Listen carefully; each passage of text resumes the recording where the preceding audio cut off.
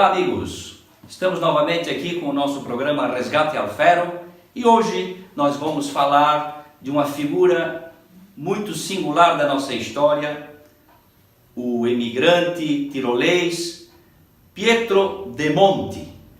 Quem era Pietro de Monte? O que ele fez para que a gente pudesse se ocupar neste vídeo da pessoa dele? Bem, Pietro de Monte na realidade emigrou junto com os nossos compatriotas trentinos, vênetos e lombardos aqui para Nova Trento, e ele veio da região de Ronchi, no antigo Tirol austríaco, Império Austro-Húngaro, hoje a província autônoma de Trento.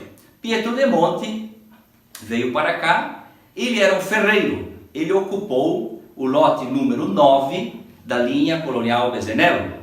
Ele era um ferreiro, não era um camponês, e tinha certo conhecimento da língua italiana e também de técnicas de máquinas a vapor que ele aprendera lá na Europa ainda, e ele as trouxe para cá. Bem, podemos ver que Pietro de Monte, a grafia original de Monte, interessante, ele emigrou e aqui chegando se ocupou logo da sua ferraria. Ele trabalhava como ferreiro, mas havia trazido junto consigo um livro em italiano chamado Erudimenti di Meccanica, destinado às escolas técnicas do antigo Império Austro-Húngaro, e este livro ensinava as construções das máquinas a vapor. Ele o trouxe consigo esse livro e aqui, pesquisando minuciosamente, em 1884 ele começou a fabricar um barco movido a vapor. Eu estou falando de um barco movido a vapor, não é pouca coisa para o ano de 1884, onde nós aqui tínhamos apenas camponeses, agricultores. Este Pietro de Monte, cidadão austríaco, de uma engenhosidade sem par, ele então se ocupa, a partir de 1883, começa a construção de um barco a vapor. Nós temos relatos na história, quer seja do Coronel Boatê, um dos primeiros historiadores de Nova Trento, em seguida do Walter Fernando Piazza e também do meu bisavô Francisco Mazzola, relatos estes que estão reunidos na obra de Jonas Cadorim, Nova Trento outra vez, que são relatos que nos dão conta de um pouco dessa história que foi transmitida oralmente e também através de documentos sobre a construção do vaporzinho Nova Trento, que Pietro de Monte construiu aqui na vila de Nova Trento e o colocou na água no ano de 1884, precisamente no dia 29 de junho de 1884, aproveitando uma enchente do Rio do Braço, ele colocou seu barco na água, talvez já tenha construído ele até propriamente dentro do Rio do Braço, para que com a enchente ele pudesse chegar até o porto, até a foz do rio Tijucas Grande, e daí singrar para os mares, para o Atlântico e possivelmente até a capital. Pois bem, este barco tinha que dimensão? Este barco tinha o comprimento de 12 metros, 3,5 metros de largura e 3 metros de profundidade, com uma máquina a vapor acoplada que fora construída pelo engenhoso Pietro de Monte, jovem, tinha apenas 43 anos quando pediu ao presidente da província de Santa Catarina a sua carta de naturalização para tornar-se um cidadão brasileiro e em seguida começou este brilhante projeto da construção desse navio que chegou, muitos dizem que não, mas nós sabemos pelo relato do Coronel Boatê que o vapor Nova Trento chegou à capital do estado, a Ilha do Desterro, no ano de 1884. Ele lá chegou, ele deu fundo no porto do Desterro neste dia 29 de junho de 1884. Portanto, ele lá chegou. Muitas são as versões, há pessoas que dizem que o barco foi afundado aqui na Barra de Tijucas e outras versões fantasiosas. Entretanto, o fato é que o barco do Pietro de Monte, ele chegou à capital no ano de 1884. Infelizmente, também nos reportam os livros, por motivos burocráticos, este barco estava, digamos assim, impedido de navegar oficialmente. Isso trouxe grande frustração, grande tristeza para o nosso tirolês Pietro de Monte, que era casado com Rosa de Monte. Trouxe grande frustração e ele estava aguardando talvez a liberação da burocracia da Capitania dos Portos para poder fazer fretes, navegar com o seu barco. Isto demorou, a burocracia da capital era lenta e ele não conseguiu esses documentos, vindo a ficar muito triste e a falecer em dezembro deste mesmo ano de 1884, na capital mesmo, Florianópolis. Então sabe-se por documentos que ele faleceu na capital em dezembro de 1884.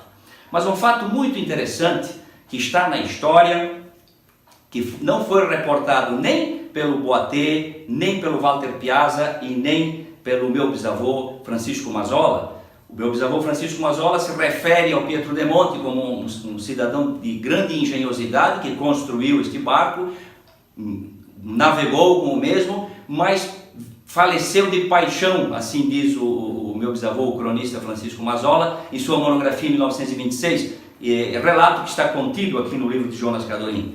Mas a verdade é que nenhum deles menciona um fato extremamente interessante, que uma obra que foi Prêmio Nacional de Literatura do escritor Raimundo Caruso, do ano de 1894, esta obra é muito interessante, é uma obra de ficção, evidentemente, mas ela é assentada em cima de fatos históricos da ilha de Santa Catarina. O que tem aqui dentro dessa obra? Aqui traz as informações sobre a vinda do interventor federal na época da proclamação da República, a mando de Floriano Peixoto. Nós tínhamos um interventor na ilha de Santa Catarina denominado Moreira César, o coronel Moreira César.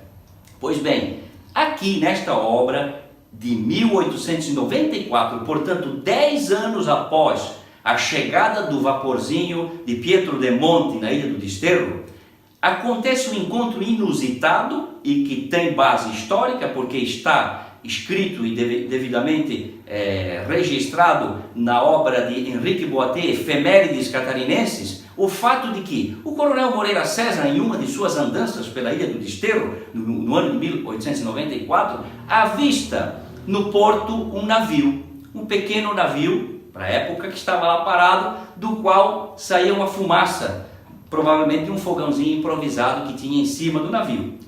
O coronel Moreira César então pede para o seu ajudante de ordens verificar o que estava acontecendo, quem é que estava nesse navio. Eles batem, como se fosse bater à porta de uma casa, e chamam por alguém que estava dentro, no interior do navio, evidentemente, porque havia fumaça. E aí eles são recebidos por uma senhora até relata o fato, que era uma senhora gorda. E esta senhora quem era? Era a esposa de Pietro de Monte, Rosa de Monte. Ela recebeu o coronel Moreira César e dentro do navio conversaram um pouco, esse é um fato histórico, e ela narrou que era a viúva do tirolês Pietro de Monte, que havia construído um barco a vapor e chegara até a capital, mas ficara doente de tristeza e morrera ali justamente 6 meses depois, porque não conseguia a aprovação da Capitania dos Portos, provavelmente para a navegação.